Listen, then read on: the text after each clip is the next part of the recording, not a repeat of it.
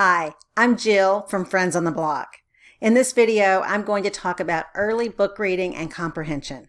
And by early, I mean the very first books students read for themselves. I'm continuing our series called How to Teach Anyone to Read and Have Fun While Doing It. This video is particularly fun because I'm talking about actually reading books and understanding them, which is the joy of reading. The procedures I'm going to share are easy to follow and will have students reading their first books right away and building comprehension now and preparing them to comprehend in the future. Our goal at Friends on the Block is to help ensure that everyone, regardless of disability or circumstance, learns to read.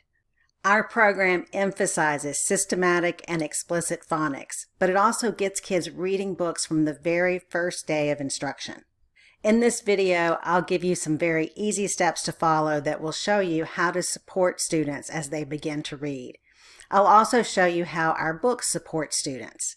You can use these procedures with our books or with other books. And remember that we have 17 of our books as free e-readers available on our website. During this stage that I call preparing to decode, students are learning a wide variety of skills. In previous videos, we've gone over how to teach letter sounds, how to teach phonemic awareness, and also how to teach high-frequency irregular words or sight words.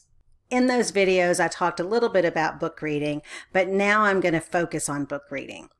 There are quite a few skills that students learn as they begin to read their first books. Some of those skills are print awareness, vocabulary, comprehension, and oral expression, as well as the ability to demonstrate their comprehension through retelling of both fiction stories and nonfiction. There is a lot going on while students are reading books, which is why it's so important that they begin reading books as soon as possible. There is one really important skill that's not on this list. And the reason that it's not on this list is because students are not quite ready for it. They're building the skills that are necessary and that are going to lead up to sounding out words.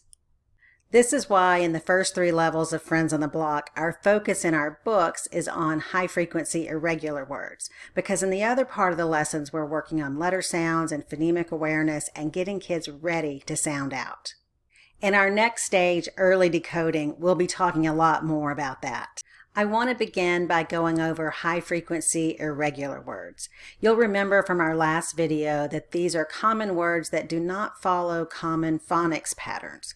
So these are words like the word friend or was. If we were to sound out the word W-A-S, we would say ass, was.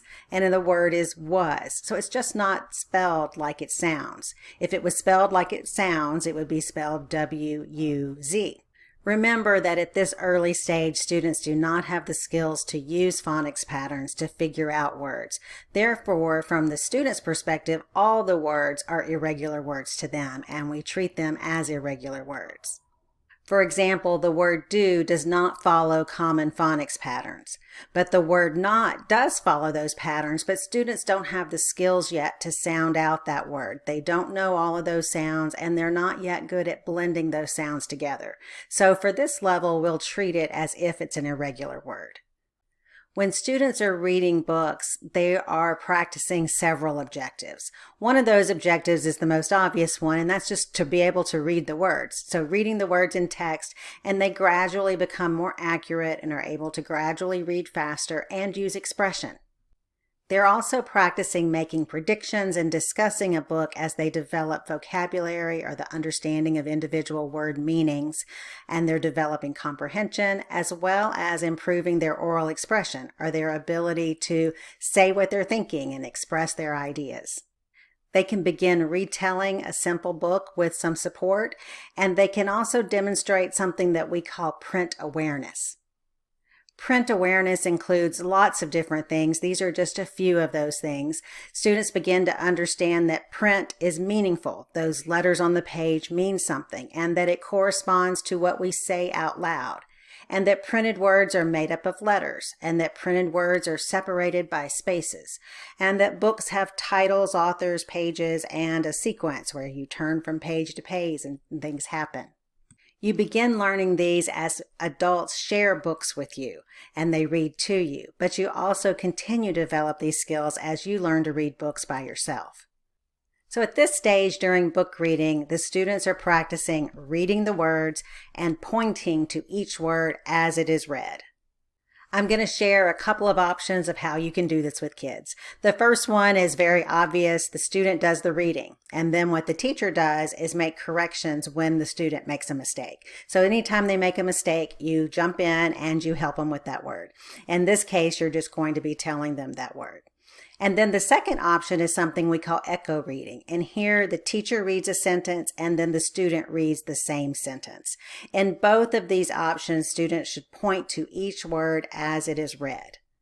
One point I want to make about echo reading is that you want to stop echo reading as soon as the student does not need the support. So as soon as they're able to read most of the words on their own, then you want to stop echo reading and go to option 1 where they're reading it by themselves and you're just correcting mistakes. When you're doing echo reading, the student is probably not going to make an error because you just read the sentence, but if they do, you can just repeat that sentence. When you're using option 1 and they're just reading in the book, when they make a mistake, you want to follow this I, we, you procedure to correct their error. You would just say, listen, that word is do. Read it with me. And then you'd both say do, and then your turn. And then they would say do. And then you'll notice that I've got one more step on here that's super important during book reading, and that's to repeat. You want to read the sentence again. So the last step is to tell the student to read the sentence again. So you should just point to the beginning of the sentence or make sure they're pointing to the beginning of the sentence and tell them to read it again. This is important for several reasons. One reason is because it helps with comprehension. Whenever you make a mistake in the middle of a sentence, it messes up your comprehension. So you want to go back and get back into that sentence so you can read that full sentence and understand what it means. Another reason is simply practice. You want to have the student have a chance to practice that word again in the sentence. You'll remember that these are the words that the students are learning in Friends on the Block. The ones in black are irregular, and the ones in blue are the words that the students will eventually learn how to sound out. But for now, we're treating them as irregular words. There are a couple of special features I want to point out with our books that you need to know about as you use them. These features help us to get kids into books the very first lesson.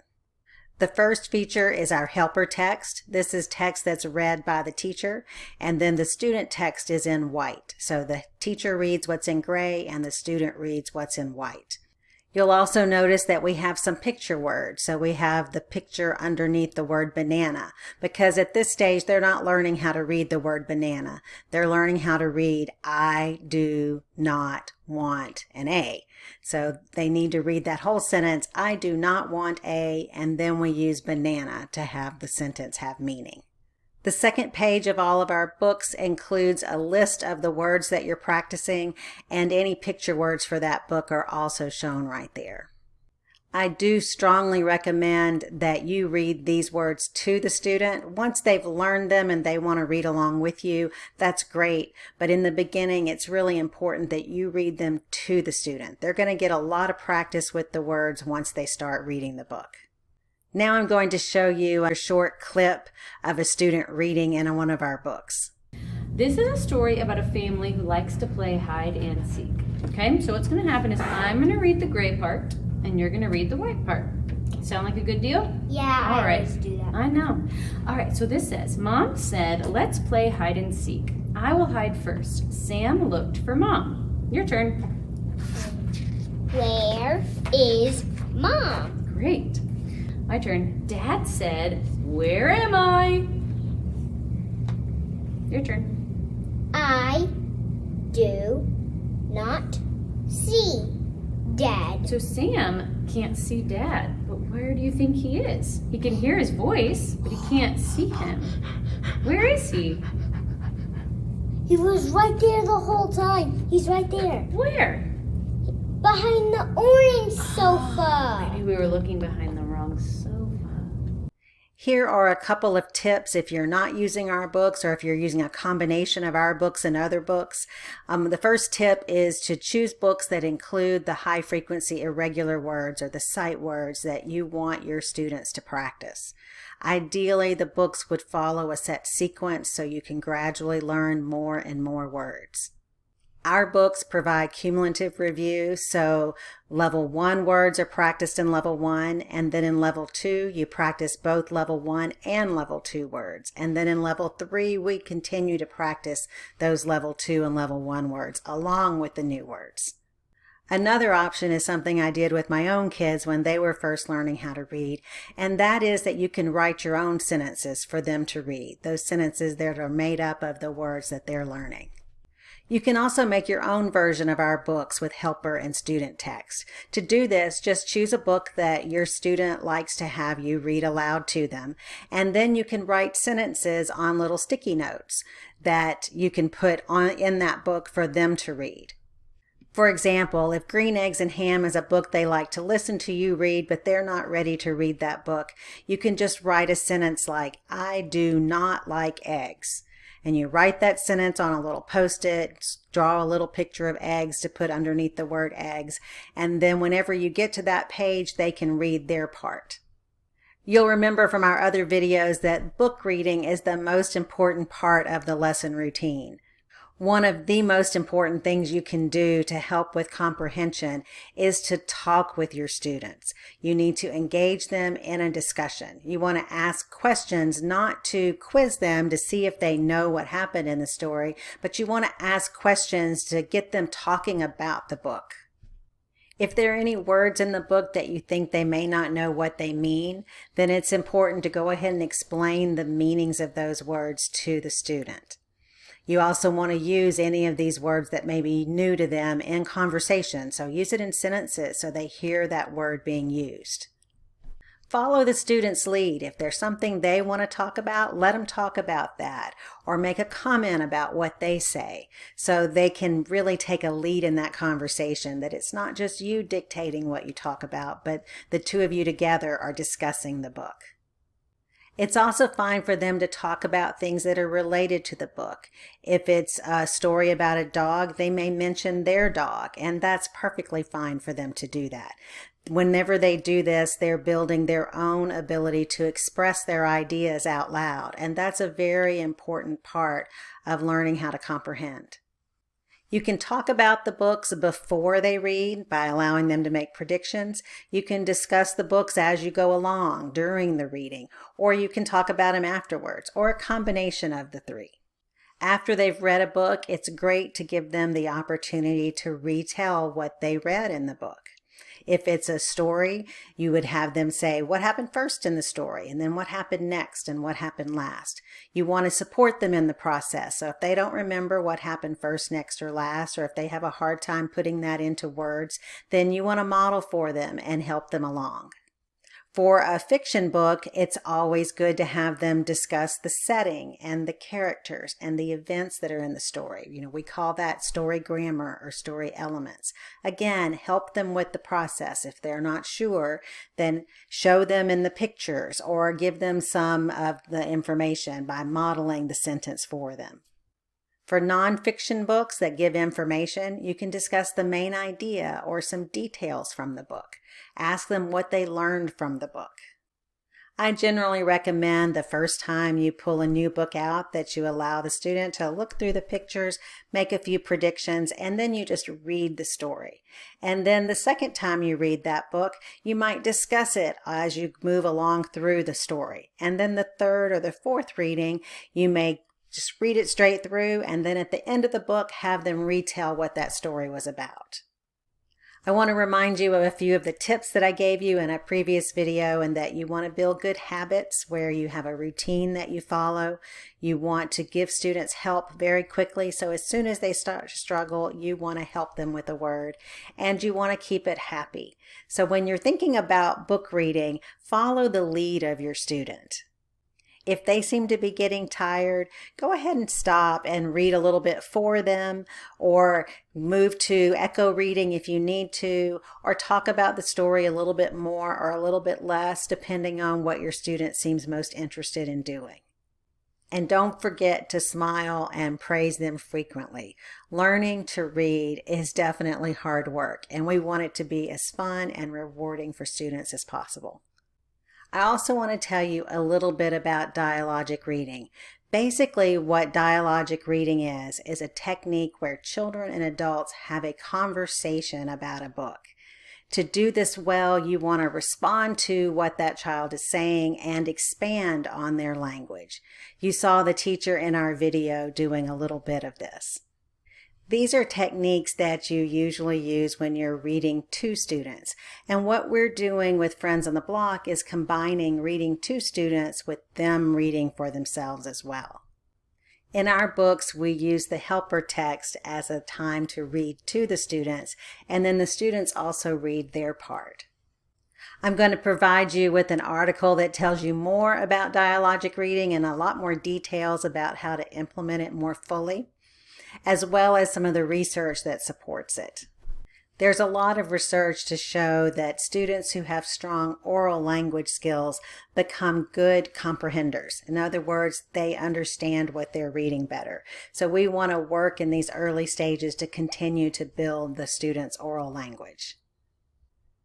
I'll also put a reference to Rollanda O'Connor's book that I've been recommending, as it provides wonderful guidance about building oral language as well and gives you some good explanations of the research that supports these kinds of techniques. Dr. Tim Shanahan has a great blog on this, and I'll put the link to that below as well. Thank you so much for watching. I really do appreciate your support. If you are enjoying our videos and our materials, please tell other people about us. On social media, please like us, follow, share, and subscribe. Subscribe on YouTube. That would be great for us. You can become a free member on our website or tell other people about that free membership. There you have 17 of our e-readers that are available for free. That's one reader in every level. And we also have some of our games there and monthly giveaways. Consider making a purchase if that's something you're interested in. We have a premium digital membership that gives you access to lots of materials that you can print, and it also gives you access to all of our books as ebooks. We also have physical products if you want some ready-to-go games to play, things like that, and of course all of our books as physical books. I hope you'll come back for our next video.